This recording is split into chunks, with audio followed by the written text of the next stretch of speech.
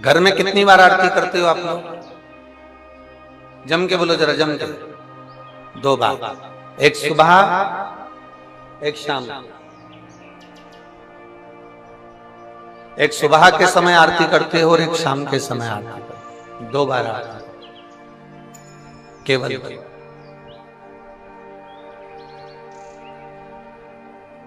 अब 2 बार आरती करने में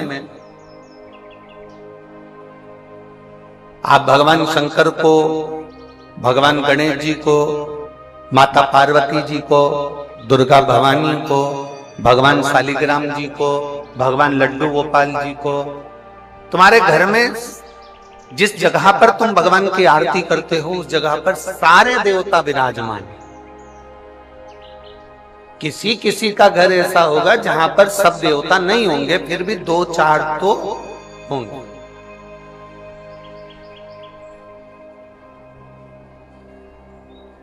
फिर भी 2-4 तो होंगे।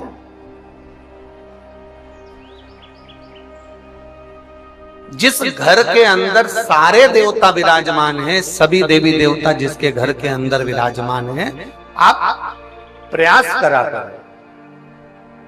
करना। आप भगवान शंकर की जब आरती उतारो तब प्रयास करना कि आरती का दीपक जब हम उठा रहे हैं उसके पहले हमारे हाथ में जो गरुड़ घंटी है उसका नाद प्रारंभ हो जाना चाहिए। गरुड़ घंटी का नाद प्रारंभ हो जाता है, उसके बाद आरती का दीपक जब उठता है। घर के अंदर की बात है, बाहर मंदिर की हम बात नहीं कर रहे हैं, हम घर के अंदर की बात कर रहे हैं। जब घर में सारे देवता जहां पर विराजमान हो, देवी भी है, देवता भी है, कुल देवता भी है, पितर देवता भी हैं, ये देवता भी हैं, वो देवता भी हैं, सारे देवी देवता जब वहां विराजमान हैं, तब उस जगह पर आपको एक क्रम करना है कि घंटी का नाद पहले कर।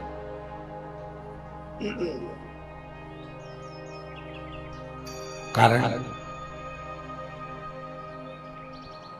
अगर किसी मंदिर के अंदर केवल एक देवता है, किसी मंदिर के अंदर केवल एक देवता है, तो आप डायरेक्ट आरती उठाइए, घंटी बजाइए और चालू हो जाइए। पर घर के अंदर अगर सारे देवता विराजमान हैं, गणेश जी बैठे हैं, देवी जी बैठी है, पितृदेव बैठे हैं, गरुड़ देव बैठे हैं, वरुण देव बैठे हैं, सारे देवता देवी देवता उस मंदिर के अंदर बैठे हैं, तो आपको पहले गरुड़ की घंटी का नाद करना चाहिए। उसका कारण ये होता है कि जितने देवी देवता हैं, घंटी की आवाज सुनते से ही उन देवताओं की दृष्टि हमारे ऊपर पड़ जाती है। तो हम जब भी खाते हैं, आरती निहारना प्रारंभ करते हैं, तो देवता हमको वर प्रदान करना प्रारंभ करते हैं।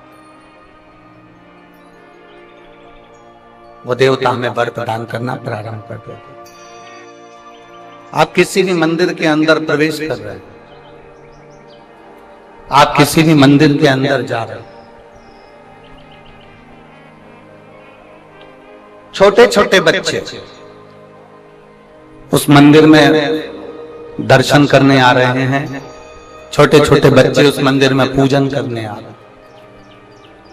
बोलो, आप लोगों ने दर्शन करे हैं ऐसा कि छोटे छोटे बच्चे आपके आसपास में जो शिवालय हैं, देवालय हैं, शंकर के मंदिर हैं, भगवान शिव के जो मंदिर हैं, वहां छोटे छोटे बच्चों का आपने दर्शन किया हो, वो भगवान का पूजन कर रहा है।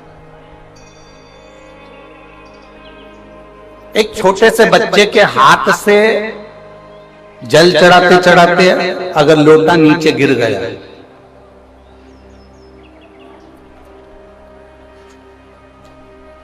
छोटे से बच्चे के हाथ से अगर जल चढ़ाते चढ़ाते एक छोटा सा बच्चा जल चढ़ा रहा, उसके हाथ से लोटा गिर गया, उसके हाथ से जल का पात्र गिर गया, उसके हाथ से एक जल का कलश नीचे गिर गया। छोटा सा बच्चा बेलपत्र चढ़ा रहा है, बेलपत्र चढ़ाते चढ़ाते उसके हाथ में जो बेलपत्र रखी है वो पूरी की पूरी दब गई, बेकार हो गई, मुड़ गई, टूट गई और उसने भगवान शंकर को चढ़ाया। जरा सावधानी से सुनना कथा। छोटा सा बच्चा सेवा कर रहा है, कोई महिला आ गई, कोई बहू आ गई, कोई बेटी आ गई, उस बहू को सेवा करना नहीं आता, उस बहू को भगवान की पूजन करना नहीं आता, उस बहू को, उस बेटी को भगवान की आराधना करना नहीं आता, उस बहू बेटी को भगवान का पूजन करना नहीं आता। आ गई वो और पूजन में लग गई। आराधना में लग गए। अब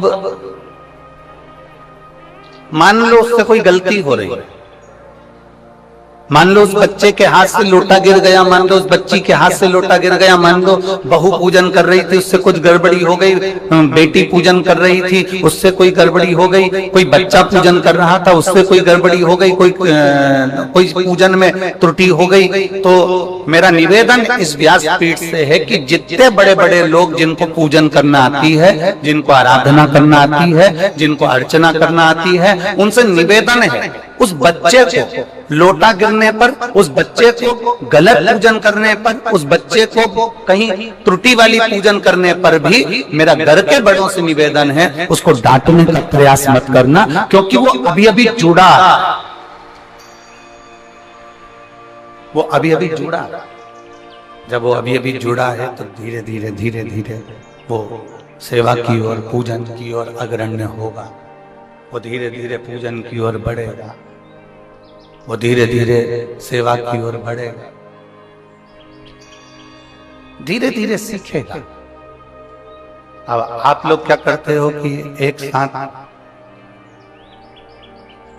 एकदम बच्चे को चिल्ला देते, जरा सी गलती हुई, जरा सी गड़बड़ी हुई और आपने बच्चे को चिल्ला, जरा सी गलती हुई, जरा सी गड़बड़ी हुई और आपने बच्चों को चिल्लाना प्रारंभ कर ना।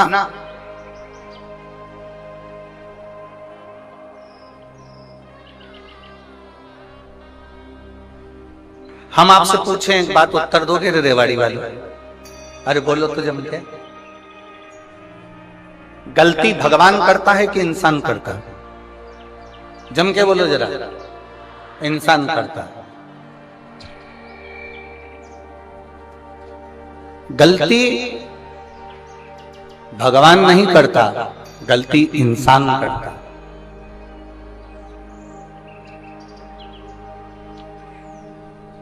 गलती बाप करता है कि बेटा करता है? जम के बोलो जरा। बेटा। माफ कौन करता है? बाप।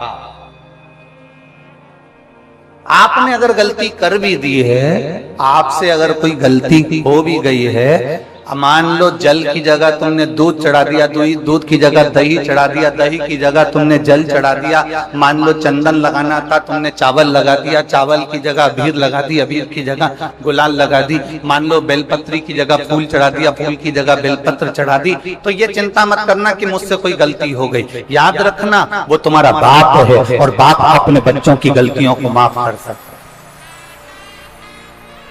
पिता अपने बच्चों की गलतियों को माफ करता चले जाता है, बाप अपने बच्चों की गलतियों को माफ करने की उसकी आदत बनी हुई।